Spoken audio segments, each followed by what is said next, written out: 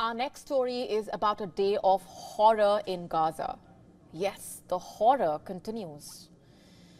The attack on Gaza's Nuseirat refugee camp left 274 Palestinians dead, around 700 injured, while 4 Israeli hostages were brought home.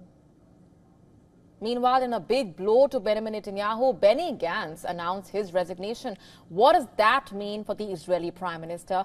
Our next report taking a closer look.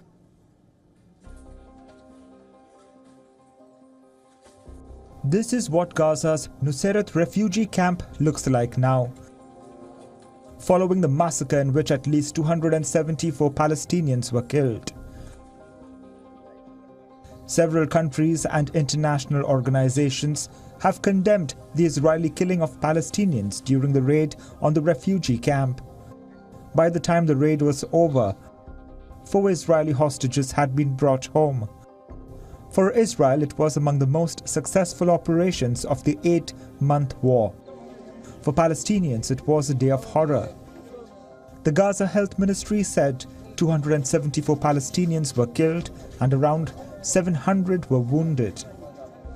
Meanwhile, the dust was yet to settle, when in a big blow to Benjamin Netanyahu, Benny Gantz, a centrist member of Israel's 3-man war cabinet, announced his resignation on Sunday. He accused Prime Minister Benjamin Netanyahu of mismanaging the war effort and putting his own political survival over the country's security needs. Benny Gantz had agreed to join Prime Minister Benjamin Netanyahu in an emergency wartime government of unity. According to him, it was destiny and not a political partnership. He had said back then, "Hamas started the war, but Israel will win it. There is no doubt about it. We will win this war." A lot has changed since then. Over the weekend, Gantz said that Netanyahu was making empty promises and the country needs to take a different direction as he expects the fighting to continue for years to come. So what does Gantz's move mean for Netanyahu? Netanyahu still controls a majority coalition in parliament.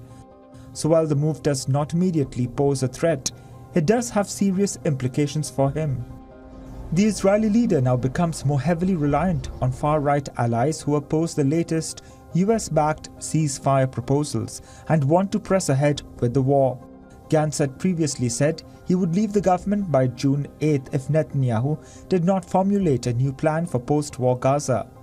On Saturday, Netanyahu had urged Gantz not to leave the emergency wartime government. In a direct plea to him, Netanyahu had said, "This is the time for unity, not for division." That plea did not work. Gantz has called for Israel to hold elections in the fall.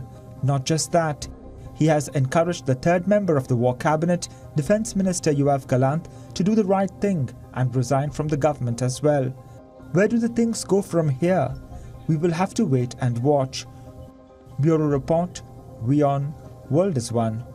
To stay up to speed with the latest news, download the WION app and subscribe to our YouTube channel.